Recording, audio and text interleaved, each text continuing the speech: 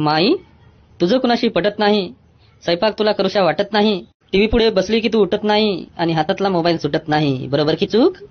अगे माय, हो हो बाबाजी, बरोबर आहे बरोबर आहे. माई, तू घरच्यांवर लावते जीव, पण तुझी कुणी करत नाही कीव. नवरा तुझा भाग्यवान, कीर्तिवान, गुणवान, कार्यवान, पण पिऊन आला की त्याचं जातं भान. जास्त काही पित नाही, पण गटारीत पडल्याशिवाय राहत नाही. बरोबर की चूक माई? अजी बाबाजी, बरोबर आहे बरोबर आहे, 100% बरोबर आहे तुमची गोष्ट. जमलं काम आता हिच्याकडून काढतो 5-50. खर्च पाण्याचे निघून जाते, चहा पाण्याचे.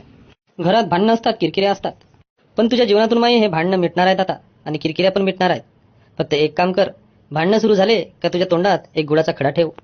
हे आहेत बाबाचे बोल, विहिरीपेक्षा खोल, मानलीस तर मोल, नाहीतर ठरणार माती मोल. हा माझा धंदा नाही आहे माई, ना व्यवसाय आहे. परमेश्वराने दिलेलं काम आहे माझ्याजवळ. फक्त लोकांच्या जीवनातून जे त्यांचे दुःख आहेत यांचं निवारण करणे आहे. मी कुणाकडून तर जास्त घेत नाही.